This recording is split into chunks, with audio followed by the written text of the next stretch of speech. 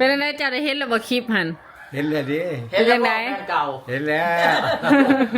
ใช้โทรศัพท์หน่อยได้จะบ่ใส่เอาไปให้เราใส่แน่ ไม่ยัง โทรศัพท์เอาไปให้เราไว้โทรแล้วบ่มีโทรศัพท์โทรเลย โทรศัพท์เนี่ยโทรศัพท์น้อยเดี๋ยวนี้ ตัวใหญ่ก็ได้ตัวน้อยก็ได้ โอ้ เอาตัวเห็นหน้ากันพูดแล้วจะขาด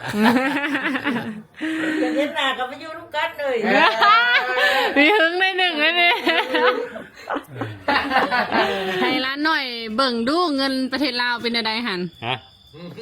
เอาเงิน ใส่ เอาเงิน จกมาเบิ่ง มาให้อันน้องโบน้องบีเบิ่งดู อยากเบิ่ง บ่เอาให้พุละใบ เอาเงินลาวอ่ะ ฮะ ใบยังก็ได้ เอาให้กัน บายังอ่านเบิ่ง 10,000ค่ะ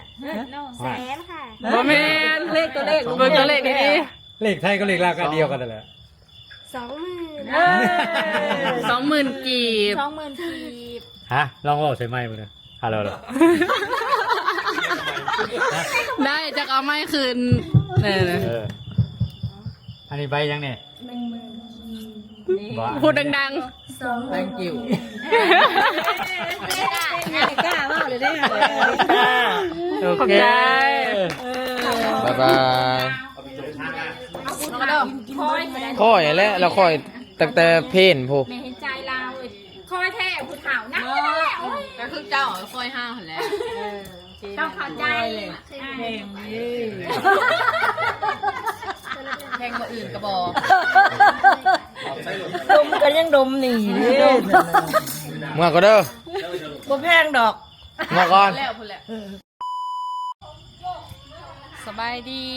ยินดีต้อนรับเข้าสู่ช่องอลิตาสาวผมยาวเด้อตอนนี้เฮากะมาฮอดบ้านสวนแล้วสวนพากันกินเลี้ยงหยังเนาะ พาร้านเข้าไปไป สิพาน้องโบน้องบีมาทำความรู้จักกับเมตาพ่อแอร์แล้วก็พ่อเฒ่าแม่เฒ่าเนาะ ไปสบายดี เพิ่นก็เคยเห็นในคลิปแล้วเนาะว่าร้านไอ้เพิ่นเป็นมาแนวใด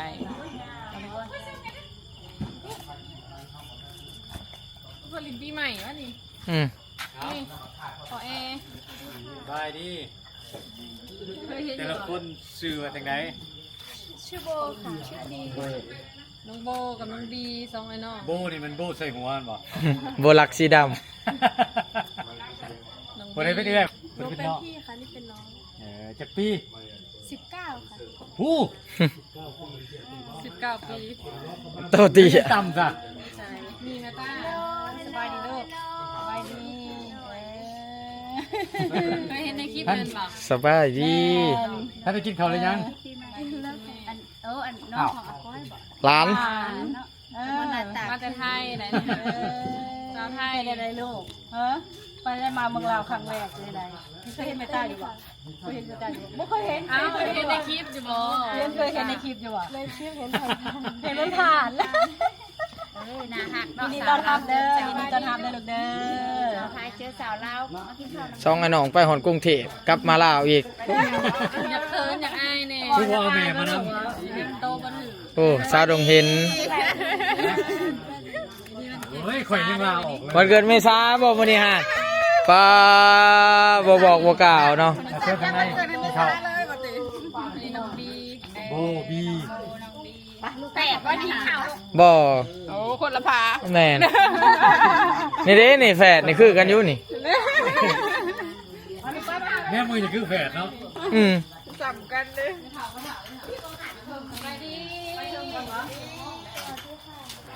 สบายดีโอ้พอก็มาเนาะมาลินปีใหม่อยู่พี่บ่ โยมาจัดปีใหม่น้ำลูกนี่นะเนาะ เออมากินข้าวซ้ำเมื่อกี้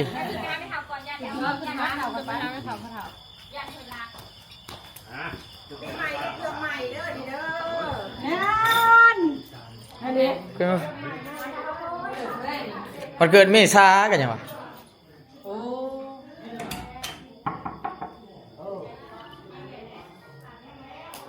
จ้าเอ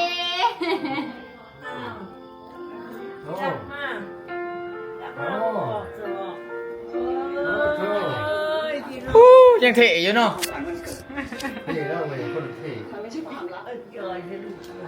จอยบ่ซ้ำเก่าร อเท่รอเท่ เป็นได้พ่อเฒ่าเจ้านี่ดังขนาดไหนลูกมาติ ท่านแกรก ดังแล้วมีแฟนลายนี่ร้านเฮาเนี่ย นี่ เคยเห็นบ่ในคลิปน้องโบน้องบี มาแล้ว อ้าว ไทยได้นี่ฮะ คนไทยมาแต่ไทยได้นี่ มา สบายดีลูก มาเบอร์ทั้งสองนี่ แม่ แม่มาสองลูกอ้าย อ้ ายที่ว่าไปอยู่ไทยเลยฮะ บ่ เห็นหลายปี ห้าก็เห็น บ่เห็นแต่เช้ากว่าปี ห้าก็ประสบพบ แม่ ประ ทุ จุ กเพิ่นอันความหมายว่าเพิ่นบ่ได้พ่อกับพ่อเพิ่นหันประมาณ5-6 ปีพ่อแม่ปากัน แต่สิ พ่อกลับมาอยู่ลาวคืนนี่สองคนมาแต่สุรินทร์พุ่น จังหวัดสุรินทร์พุ่น แม่แต่ว่า สุรินทร์พุ่นแล้วว่าอำเภอสุรินทร์ จังหวัด จังหวัดสุริ จั น ง ท หวัด ร์ สุ เลย รินทร์กับแปะเขมรเลยเนาะ ไปนำ แม่ หาจนพอถ้าเจ้าไปนำหา พอมาเองพอหันบ่ได้นำหาซะ โอ้ พอนำมาเอง คิดว่าพอได้แล้วเด้ตอน โอ้ย โอ้เพิ่นขึ้นฮอดบ้านบอกเพิ่นถึงจังห แม่ วะ นติ วันนี้หันเพิ่นบ่ได้เจอกับพ่อหลายปีแล้ววันนี้สุเพิ่นมาแต่กรุงเทพเพราะว่าพักเทอมได้ช่วงนี้ มาแต่กรุงเทพแล้วก็ขามมาลาว โดยที่บ่มีพาสปอร์ตมา3 มื้อ 2 คืน ขอบัตรพันยอด แม่นผู้นี้17 ปีนี่ผู้นี้19 อืม ยันบ่เข้าใจ โอ้ยแพงมาก จะพา เอ้า เมื่อ เข้าไปใกล้ไม่เท่าเลยเอ้า กอดไม่เท่า พา แน่ เมื่อเด้อ อยู่สะกอน เจ้ามือผักโรงเรียน มา มาพักของเฮียนแล้ววันนี้ ก่อนแน่เราแพงแน่โอ้ยแพง ไม่เท่าแพงลาน แพงดื้อแพง พาเมื่อยามบ้านบาทดิ พอเพิ่น เอา จะ ดี โทรมื้อนี้ฮะคิดเหาะแล้วนี่จะพาสิเพิ่นมื้อหาพอแล้วนี่ พ่อคนใช้เด่น เอาแวะช่วยเจ้าก่อน พ่อ บ้าน บ้าน อ้าวก็อยู่บ้านนางมี แห แห ละ ละ บ้านน้องมีนี่พ่อเพิ่น เป็นอ้ายไอ้เพิงอย่างว่าลูกของอ้ายไอ้เพิงลูกอ้ายกกไอ้เพิงเลยนี่ ไอ้กุ๊กพันวอ แม่น แม่เพิ่นอายุไทยสมบ่นี่ แม่ แม่ อยู่ไทย น โอ้ แม่เป็นคนไทยเด้ โอ้โอ้ คือไม่เท่าคนนี้แหละ พ่อเราแม่ไทย แม่นลูกครึ่งเล ลู ย กครึ่ นี่ ง เป็นอะไรเจ้าได้เห็นแล้วบ่คลิปหัน เห็นแล้วดิ เห็นแล้วบอกแฟนเก่า เห็นแล้ว เล่าหาไปวัดอย่างเดียวเด้อล่ะ อ้าวเงินนี่ไก่วัด ใส่โทรศัพท์หน่วยได้จะบ่ใส่เอาไปให้เราใส่แน่ ไม่หยัง ให้ โทรศัพท์ แฟนแน่ หน่วยได้บ่ใส่หันเอาไปให้เราไว้โทรเราบ่มีโทรศัพท์โทรเลย โทรศัพท์ใหญ่โทรศัพท์น้อยเด้อนี่ ตัวใหญ่ก็ได้ตัวน้อยก็ได้ โอ้ เอาโตเห็นหน้ากันพูดแล้วจะขาด เห็นหน้ากับไปอยู่ทุกกันเลย มีหึงได้หนึ่งเลยเนี่ยเอาตัวโทรก็ได้ ตัวโทรมีเยอะตัวโทร แม่นฝากเฮาเมื่อไหร่ก็ได้ โตเห็นหน้าพุ่นไป เด้อ เพราะว่านี่ไม่เท่า ไปเป่าเค้กไป เกิดนั้นมีซาว่ะ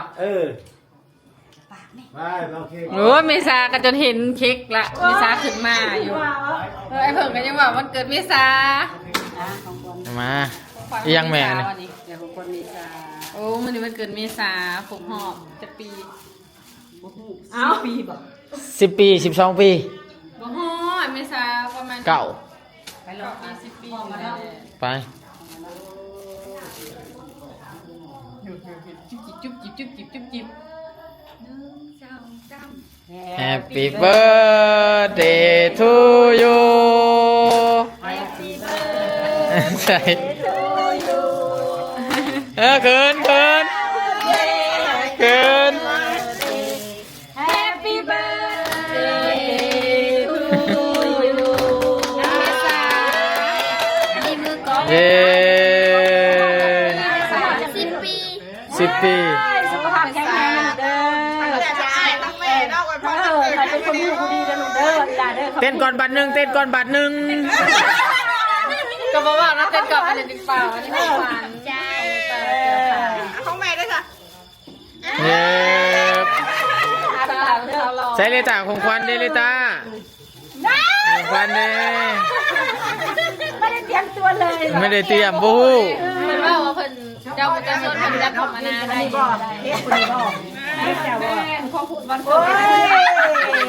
เลิกไล่นี่ นี่ของกูนี่ ใช้หมูได้ไปใช้บดแหละ มีหมูบ่ อะไรแม่ลอกไปอีกผัดนึงเด้อเต้น ใช้นางดมกึมเด้เพิ่นไปใช่แหละเพิ่นอยู่บัก กึมบ่โอ้ยเมษาใหญ่เป็นสาวเลยได้อายุ10 ปีนะ บอกดีออกมาแล้วคนได้ยินเสียงออกมาแล้วมัน ว่าเฮ็ดมื้อนี้ นางก้อนจ้ะ ฟังได้ยินว่าเห็ดพองนานเนาะ เอามาเด็ด พ่อนึงไม่ท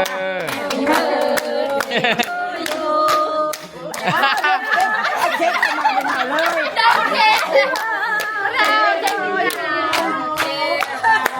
มาก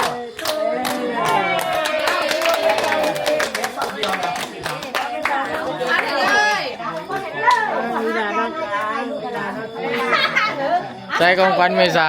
จะไผ่เด้นะลูกเนาะอยากไปหน้าแบบมีน้ำเด้เนาะอยากไปนะ เจ้าไปก่อนเจ้าเล่นได้ก่อน หูเค้กตีทอนหูดัง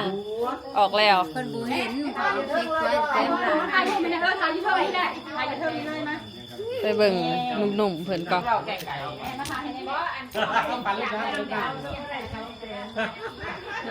กินเบียร์ได้เนาะมื้อนี้เนาะ จิบเอา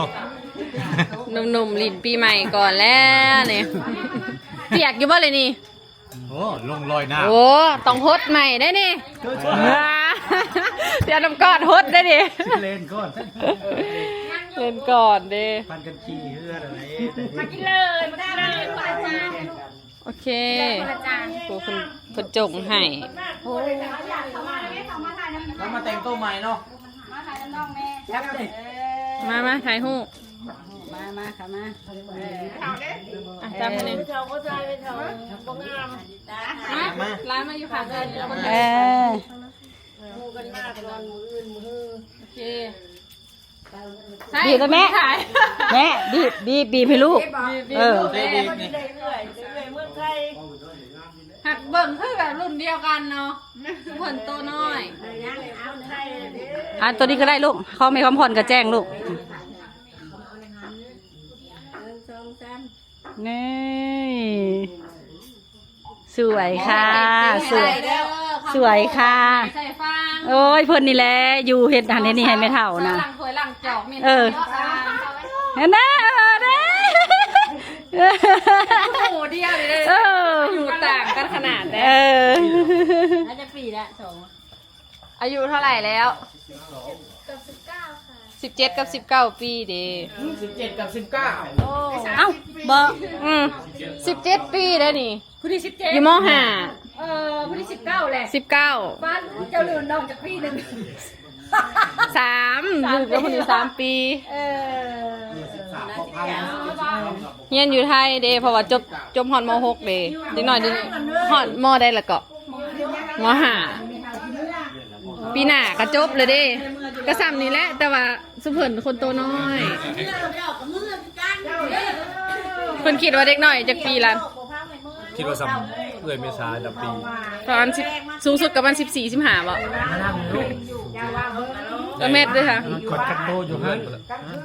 จับโตอยู่ฮั่นลูกนอนจ้าไม่ใช่ชม หึ ฮะ กินได้สองจอก ซิมจานหนึ่งแล้วก็เอามือเฮา กินได้ไหมมา จากคนสิมือน่ะ ไหนมาพี่ละลายมานั่งพี่โบบี้มานั่งพี่เบ่งเป็นจานให้ นั่ง เคยกินหมดเลยแปลง บ่เคย กินดิบ บ่ต้องกินดอกดิบฮะบ่ต้องกิน เคยกินดิบบ่ไม่เคยกินบ่อันนี้ของแซ่บด้วยนี่เลือดแปลง บ่กินกะยาเลือดเป็ด เลือดเจ็บท้องเนาะ อืม เขาพามาแวะในน้ำในหูจัก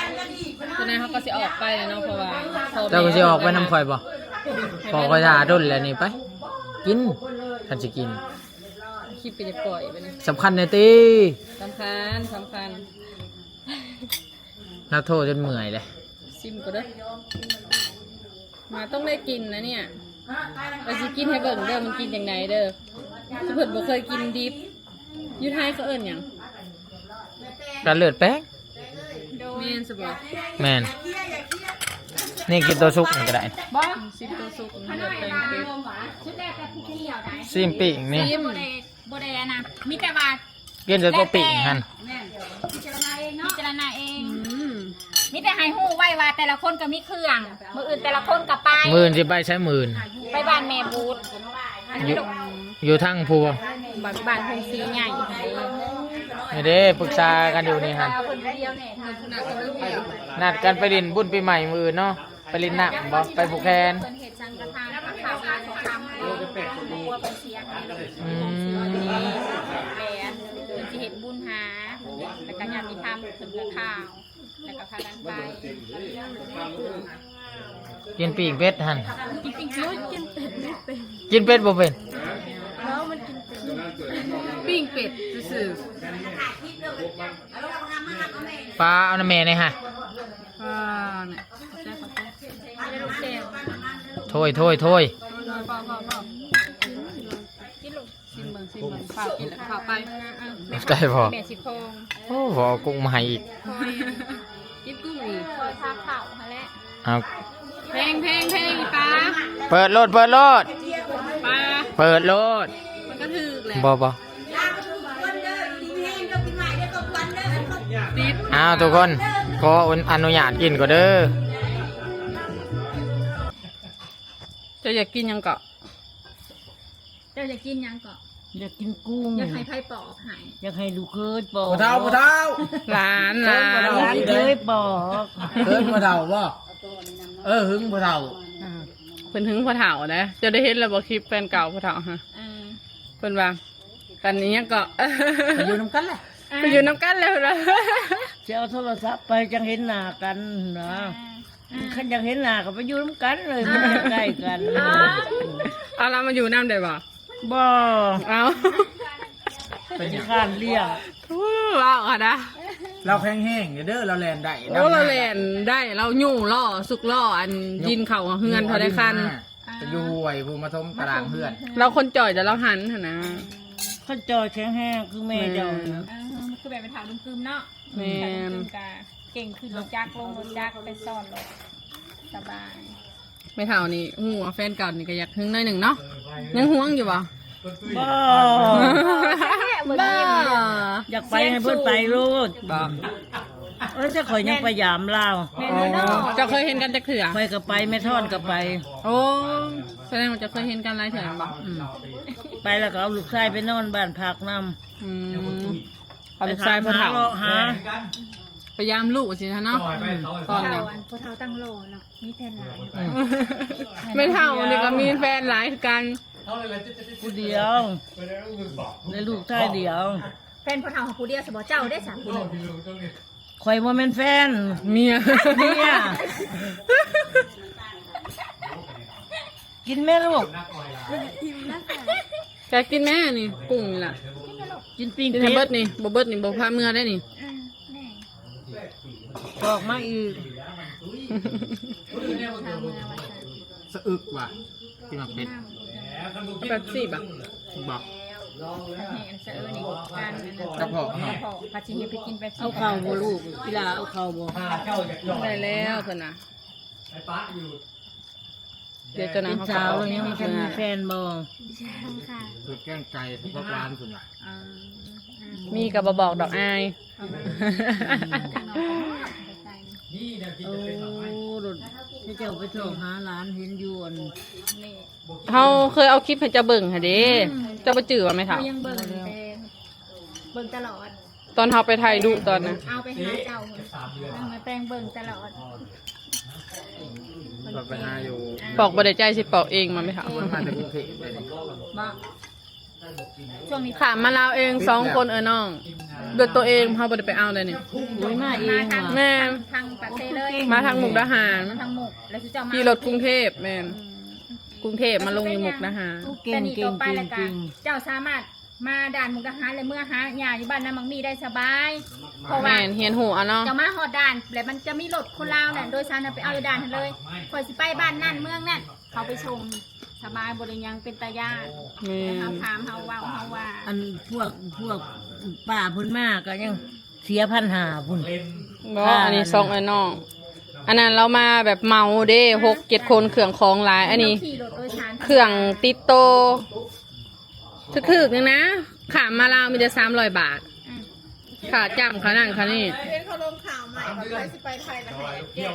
72 ชั่วโมงคนเดียว แม่นสำหรับคนมีพาสปอร์ตด้วยค่ะ ต่างดาวที่เขาไทยนะต่างประเทศที่เขาไปไทย แต่ว่าคนไทยขามาลาวนี่ ได้สบายว่ะ สบาย มีแต่เฮานี่ ถ้ามีเท่าขึ้นว่าซุ่มเพิ่นสีมาบ่ได้ย่านแบบต้องมีพ่อแม่เซ็นหั่นนะมันยากตัวนี้ใช่ขามาได้สบาย เพื่อหน้านี่ มาละมาหอดใจบ้านมาหอด อันนี้ ชาว เห็น บ้า บั น ตร3 มื้อ2 คืน โอ้สวรรค์นะเค บัตรขาว แล้วให้เจ้าไปเอา แม่นเฮาบ่ได้ออกภาษาอยู่แข้งสวรรค์ อ้าวซ้อนอยู่นะครับ เอาผู้อยู่สวรรค์ไปเอา ก็ดีเลยลูกเอ้ย เสียอีสุพรรณอยู่เก่าหมดเลยให้ต่อเอา มาพาสปอร์ตบอกเลยหนังสือขาว หนังสือขาว ได้เจ็ดมื้อบอก ต่อ โตเอาเสียเงินเพิ่มเด้ กลับไปอันยูฮันแล้วก็กลับมาคืน แม่น กลับไปสวรรค์ได้คือกัน กิน ไป บ่เห็นกินกุ้ง ไม่ย่าเพิ่นกับสิ บ่มักกุ้งหรือแพ้กุ้ง เห็นร้าน ไม่มักกุ้ง พอเพิ่นแล้ว ของแสบคือไม่มัก พอเพิ่น พอโตหาแต่เว้นนี่ พอผู้มาเฮือนเฮานี่วะ บ่ เพราะเรา เรา บ่ เค เค ย ยมาจากเรือ เราเถ่าแห้งแล้ว พอเล่าไหน แม่น พอเล่ามันเท่า ทุกคนเป็นคนคิดทุกคนบ่เข้าใจเด้แม่ละเบิ่งคลิปตลอดเลยแม่เข้าใจว่าเป็นจังได๋เพิ่นพัดบาดเบิ่งบาดบ่เลยเพิ่นมันบ่โตเนื่องกันหันนะแต่เพิ่นบ่เข้าใจ ก็มาหา เพื่อหน้า พ่อ ปิ แม่ ดเทอมเลยเจ้าอยากมาหาฝ่าไซเจ้าก็มาได้สบายบ่ได้ยาก มาเองดูเนาะ มาเองโลด ปีจักปีจบนี่ 2 ค่ะ อีก2 ปี เพราะว่าปิดเทอมเด้บัดปีสิมาเพิ่นขึ้นม.5แล้วก็ม.6ก็คือจบซ้ำว่าม .6 อยู่ลาวหั่นนะ ม.7อยู่ไทยมันจะมีป .6 กับม .6 อยู่ลาวเฮาแล้วมีป .5 มีม .5 กับม .7 ขึ้นไปจังแล้ว แม่น ไม่เป็นไรค่ะรู้รอบเพลงมันหนึ่ง อีป้ายังให้ร้านเพิ่น ต้องร้องเป็นอยู่แล้ว ฟัง เพียงแต่ว่าบกล้าแสดงออก เราจะได้ยินท่อนหนึงแล้วก็อยากได้ยิน เออ เอาเพลงหยัง เพลงนั้นก็ได้ เราไม่เป็นการดิ ไปเชื่อมั่นว่าพวกเจ้าต้องร้องอยู่ห้องน้ำหรืออยู่ห้องนอน ผมว่าเป็นทุกคน ต้องเป็นเพียงแต่ว่าบกล้าแสดงออกซื่อๆแง่บอก กล้าเป็นน้องโบก้าน้องโบก้า ขนาดบกล้านี่คือต้องลองบอกให้คนจริง ร้องแบบคืออาพาร้องเด้ไรสุดนั้น แน่ก็เป็นอยู่ดิ มันเคิน แสดงออกนะ ไม่กล้าค่ะ โอเคเดี๋ยว ไม่กล้าค่ะ โอ้แล้ว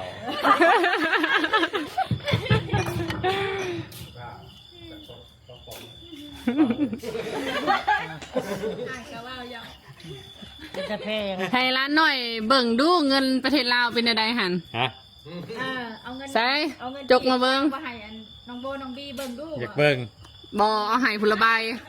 เอาเงินลาวอ่ะ ฮะ ใบยังก็ได้ เอาให้ผลใบให้เก็บไปเบิ่ง เอาให้เบิ่งว่าเงินประเทศลาวใส่แบบใด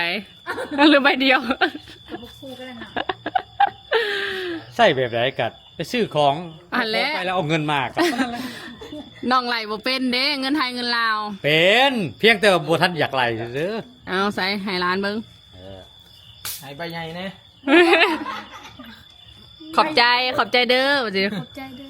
แล้วบอกได้ว่าหัวใบยังไง ใบยังนี่ พันเหรอค่ะ มาเป็นพัน จะต้องอ่านตัวเลขนี่ อ่านตัวเลขเบิ่ง เบิ่งใหม่ พันหมื่น หมื่น ตัวเลขนี่ทั่วโลกมันอันเดียวกั 10,000กีบ ขอบคุณค่ะ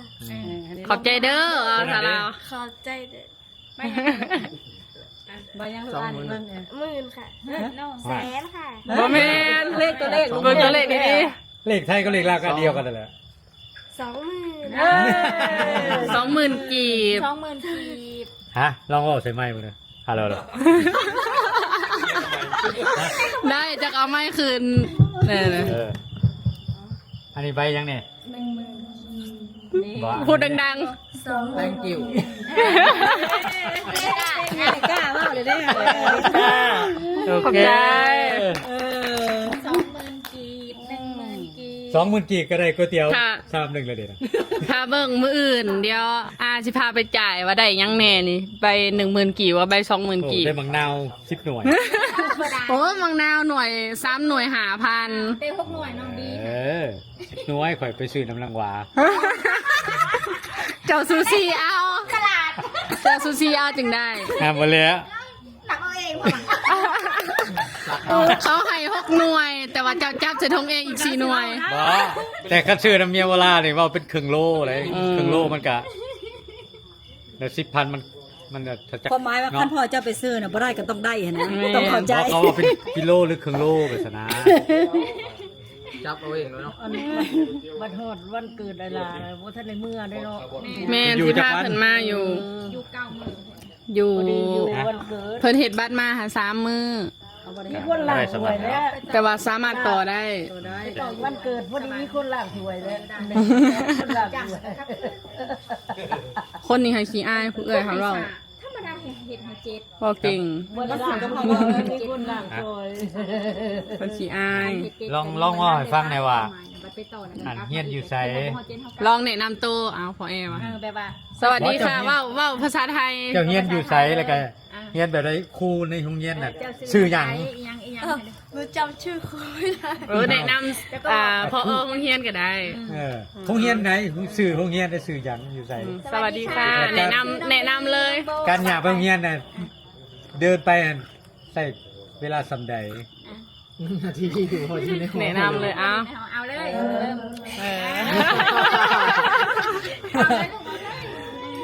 สวัสดีค่ะ สวัสดีค่ะหนูชื่อเล่นชื่อโบโรงเรียนราชประชานุเคราะห์32 จังหวัดอุบลราชธานี โอ้ขบไกด์โตแถวตกเขตเนาะ เอาน้องดีไปเนี่ยน้องดีไปต้องคิวจ้า เอาเลย สวัสดีค่ะ สวัสดียังแต่ว่า อยู่โรงเรียน แล้วเป็นยังเลยลูกเขิน สวัสดีค่ะชื่อบีค่ะเรียนอยู่โรงเรียนราชประชานุเคราะห์32 ดี ห้องได้อยู่ห้องได้ล่ะ อายุพ่อ อายุเท่าไหร่ อายุ7ค่ะ ห้องหนึ่งนี่หม้อใด ม 4/1มหาภัย .4 มาหาปู่กับย่าแล้วก็พ่อ โอเค บริเจอร์กับพ่อจะปีบริเจอร์กับปู่ย่าเลยบอก ครั้งแรก ตอบ มานี่ เป็นครั้งแรกอะเราไปเบิ้ง ได้เจอพ่อ10 ปีค่ะ5 ปี ของปู่ย่า กับโดน 5 ปี เจอเลย เจอเลยตื่นเต้นบ่ลูกตื่นเต้นบ่ดีใจบ่ลูกดีใจบ่แม่ น้องเคยเห็นโตมาถึงแล้วพอแอกกับลิ้น ร้านจะชิเนียวแตก ก็ซ้อมไว้เดี๋ยวไปคุณได้คุณจะทักเราจะบอกอะไรก็เก่งแน่มือมันเกิดเราเพลงใด พัชิก้าร้องเพลงเลยตลอด มันเกิดอะไรล่ะ ทำมาแล้วเนี่ย โอเคลูก โอเคเราจะบ้านเด็กโอเคเนาะ ญาติแม่อีต้นแม่หลังจากโทรมาดิไปใส่ อื่นหน่อยสิไปเฮือนในบูธแล้วก็ไป อยู่พุ่น เพิ่นไม่บุดอยู่ใช่ มีงาน10 บาท ใช่บุรีผู้บ่ ใช่คือเขา โอ้ คงซีใหญ่ทั้งผู้สาม ตอนแรกมีงานอยู่ มือที่3กับ วันเกิด มันเกิดอานันต์แล้วก็ ซุมา แล้วก็ แล้วก็ลิน พนักงานอยู่ในห้องตลาดเนี่ยก็มากินเลี้ยงที่ใหม่เลยในมือเดียวกัน 3-4 อย่างประมาณมาพวกกัน มือเดียวมาเลย เขาอะไรจะสิมาโทรหากันอะไรจะสิมา ลนโตใช่ไหมลนเนี่ยเนาะเป็นมือเดียวกันเลย ป้าลูกป้ายันไปเถ่ายันไปเถ่า บ๊ายบาย น้องกระโดดคอย ค่อยแล้วเราค่อยตั้งแต่เพนผู้ ไม่เห็นใจเราคอยแท้ผู้เถ่านะ ก็คือเจ้าคอยห้าวแหล้ว ต้องเข้าใจ เพลงนี่ แข่งมาอื่นกระบอก ดมกันยังดมหนีเลย เมื่อก็เด้อ บ่แพงดอก เมื่อก่อน แล้วพุ่นแหละ บ่แพงดอก เจ้ายังบ่ขึ้นนอนยัง จะดูกล้องมาให้เราอยู่บ่ ฮะลืมแล้วเด้เจ้าบ่ได้ถือมา มีแต่บาดมือวันที่13เลยค่ะเอา2 คนอยู่นั่นนำมาลินนำเขาอานันต์เขาอบิวฝ่าไซซันเดย์ วันที่เท่าไหร่ก่อน10 13เป็นวันเกิดอานันต์นำเดย์ 3ตำแหน่ง โอเค แบบแรงๆออกมา ได้อยู่เอื้อยเฮาก็สิมาอยู่ บอกได้มันนะ ไปครอบ เอาพวกเราบอกพวกเราไม่ยามไปแล้ว โอเค พอกลับก็เด้อ บายบาย โดย พี่ใหม่อยู่พี่ อยู่พุ่น พี่ใช่ ฝักเซ ไม่ได้กับ 14 ได้13ยังอยู่ 13อยู่นี่14อยู่พุ่น เกินนั่น โอเค ไป ไม่ตามาส่งเลย บอกคนว่าบ่ต้องเขินเด้อ มาที่อนาอีกเขามาอีกทริป3 แล้วก็เอาอันซันเดย์ก็พาสายมาแล้ว โอเค จะมีดาลูกเด้อบ ายบาย